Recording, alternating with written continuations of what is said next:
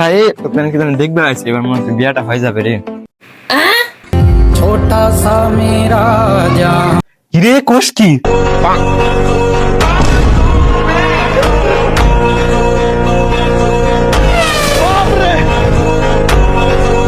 बैगन